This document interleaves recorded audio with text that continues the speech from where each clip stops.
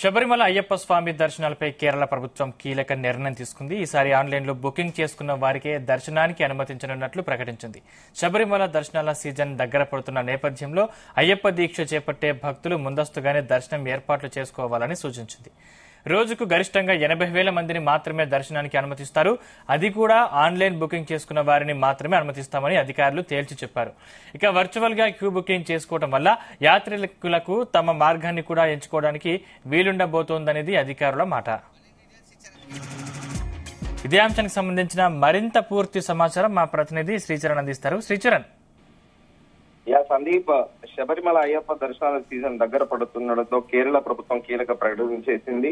శబరిమలలో కొలువైన అయ్యప్ప స్వామి దర్శనానికి ఇకపై ఆన్లైన్ బుకింగ్ ద్వారా మాత్రమే యాత్రికులను అనుమతించబోతున్నట్టు సంబంధించి ఒక అనౌన్స్మెంట్ చేసింది.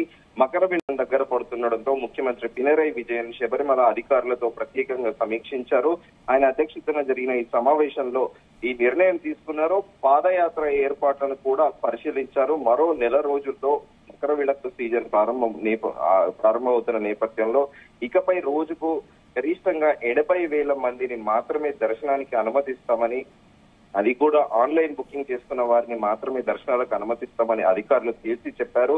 ఇక వర్చువల్ గా క్యూ బుకింగ్ చేసుకోవడం వలన యాత్రికులకు తమ మార్గాన్ని ఎంచుకోవడానికి వీలుండబోతోంది అనేది అధికారుల మాట. అయితే దర్శనాలకు భక్తుల్లో ముఖ్యంగా అటవీ మార్గం గుండా వచ్చే భక్తులకు అన్ని సౌకర్యాలు కల్పిస్తామని అధికారులు ఒక ప్రకటన విడుదల చేశారు. ఎందుకంటే 2 తెలుగు రాష్ట్రాలే కాకుండా సదరన్ స్టేట్స్ లో ఇటు తమిళనాడు, అలాగే Karnataka, at the same time కేరళలో కూడా చాలా మంది అయ్యప్ప దేవుడి పైన చాలా విశ్వాసం కలిగి ఉంటారు. దాదాపు మండల దీక్ష 41 రోజుల పాటు దీక్ష తీసుకొని ఇరుముడి నెత్తిపైన కట్టుకొని కూడా శబరిమలకి కొంతమంది కాలి నడకన వారు దీక్ష తీసుకున్న రోజు నుండి శబరిమలకి దాదాపు తెలంగాణ, ఆంధ్రాలో చాలా మంది కూడా వెళ్తా ఉంటారు. 1600 కిలోమీటర్లు రోజుకి 41 రోజులు వారు దీక్ష తీసుకున్న రోజు నుండే ఆ ఇరుముడిని నెత్తి మీద పెట్టుకొని సరిగ్గా 41 రోజు దీక్ష అయిపోయే సమయానికి శబరిమల చేరుకొని ఆ 42వ రోజు అక్కడికి వెళ్లి ఆ 18 మెట్లు ఏవైతే పవిత్రమైన మెట్లు ఉంటాయో ఆ 18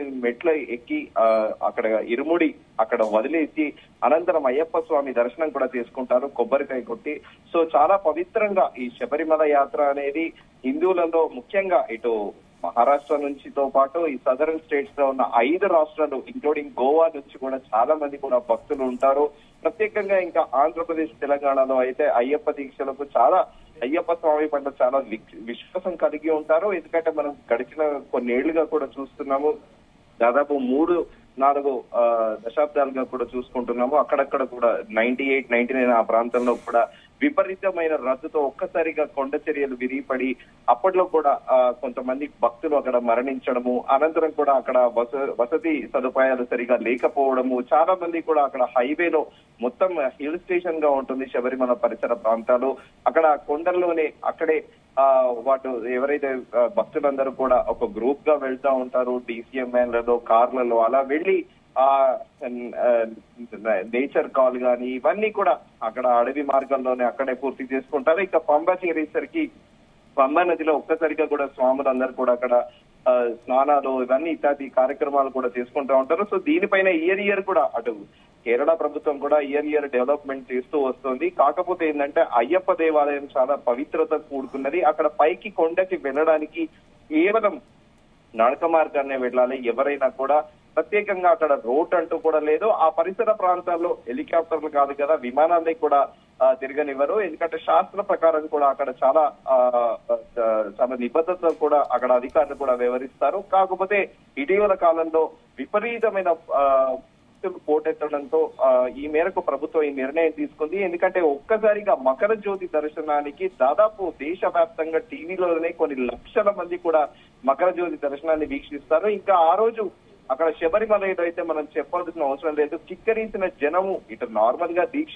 తీసుకున్న వాళ్ళు కాకుండా సివిల్ లో ఉన్నవాళ్ళు కూడా ప్రత్యేకంగా వెళ్లి అయ్యప్ప స్వామి దర్శనానికి వెళ్తారు. సో ఈ నేపథ్యంలో కేరళ ప్రభుత్వము ఈ రద్దీని తగ్గించేందుకు రోజుకి 80,000 మందిని దర్శనానికి అనుమతించాలని కూడా ప్రభుత్వం నిర్ణయించుకుంది. సో ఈ నేపథ్యంలో అందరూ కూడా ప్లాన్ గా చేసుకొని సో ఎట్ ఏ టైం అంటే మకర జ్యోతి రోజు దర్శనం రోజు 80,000 మంది మాత్రమే ఉంటారు. లక్షల మంది పోయినసారిలా గడిచిన కొద్దేళ్లుగా వస్తున్న తంతు ప్రకారం కాకుండా కేవలం లిమిటెడ్ యాక్సెస్ తోనే కూడా ఈసారి కూడా మకర జ్యోతి దర్శనాన్ని అయ్యప్ప స్వామి భక్తులకు లభించబోతుందని చెప్పుకోవచ్చు సందీప్.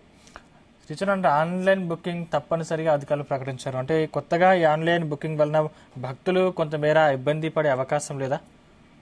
డెఫినెట్లీ సందీప్, దేశవ్యాప్తంగా ఇక్కడ కూడా ఇప్పుడు మనం తిరుమల తిరుపతి దేవస్థానం తీసుకున్నా, అట్ ది సేమ్ టైం ప్రతి ఒక్క కర్ణాటకలో కుక్కే సుబ్రహ్మణ్యం తీసుకున్నా, అలాగే మంజునాథ దేవాలయం తీసుకున్నా, కర్ణాటక బెల్ట్ లో మలబార్ బెల్ట్ లో ఉన్న పవిత్ర దేవాలయాలన్నీ ఇంక్లూడింగ్ కొల్లూరు మూకాంబిక దేవాలయం కానీ, అలాగే మంజునాథ దేవాలయము, ఇలా అన్ని దేవాలయాలు కూడా ఇప్పుడు ప్రస్తుతం ఆన్లైన్ అయిపోయాయి.